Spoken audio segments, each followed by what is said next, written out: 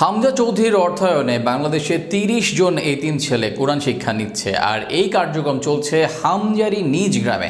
জানা গেছে হামজার দাদার ইচ্ছাতেই ৩০ জন এতিমকে বিনামূল্যে কোরআন শিক্ষা থেকে শুরু করে লেখাপড়া, খাওয়া দাওয়া, থাকা এবং সব কিছু পরিচালিত হয়। আর যার পুরো অর্থ যোগান দেন হামজা চৌধুরী।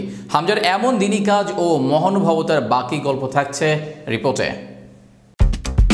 প্রায় সব বড় বড় ও বিখ্যাত খেলোয়াড়রাই চ্যারিটি পরিচালনা করে থাকেন, যার মাধ্যমে গরিব, অসহায় ও দুস্থ লোকদের সহায়তা করা হয়, যেখানে এসব খেলোয়াড়রা প্রত্যক্ষ থেকে পরোক্ষভাবে জড়িত থাকেন। উদাহরণ হিসেবে বলা যায় Cristiano Ronaldo, Lionel Messi, Neymar কিংবা বাংলাদেশের সাকিব আল হাসানের কথাও। সবার নামেই চ্যারিটি আছে এবং তাদের নিজের অর্থে এসব কার্যক্রম চলে থাকে। বেশ কিছুদিন ধরে বাংলাদেশের ক্রীড়াঙ্গনে লেগেছে হামজা চৌধুরীর হাওয়া। নানান প্রতিকূলতা পার করে হামজার বাংলাদেশের জার্সিতে ফুটবল খেলতে আর কোনো বাধা নেই। এখন শুধু সময়ের অপেক্ষা। হামজাকে নিয়ে খুশিতে ভাসতে থাকা বাংলাদেশের ফুটবল সমর্থকদের কাছে এবার আসলো আরও এক ভালো খবর। সেটা হামজাকে কেন্দ্র করেই। হামজার অর্থায়নে তার নিজ গ্রামে লেখাপড়া করে ৩০ জন এতিম ছেলে। যে তথ্য এসেছে সামাজিক যোগাযোগ মাধ্যমে। আর এরপর আবারও হামজাকে নিয়ে মানুষের ভালোবাসার যেন কমতি নেই।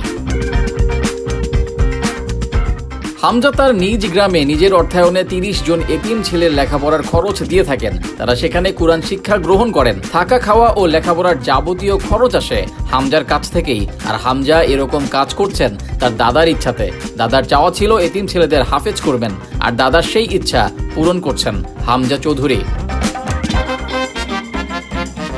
হামজা এখন বাংলাদেশের ফুটবলার। হামজাকে নিয়ে বাংলাদেশের ফুটবলে যেন সুবাতাস বইছে। হামজা লাল সবুজ জার্সি গায়ে দেওয়ার আগেই দক্ষিণ এশিয়ার সবচেয়ে দামি দল হিসেবে আত্মপ্রকাশ করেছে বাংলাদেশ। পেছনে ফেলেছে ভারতকে।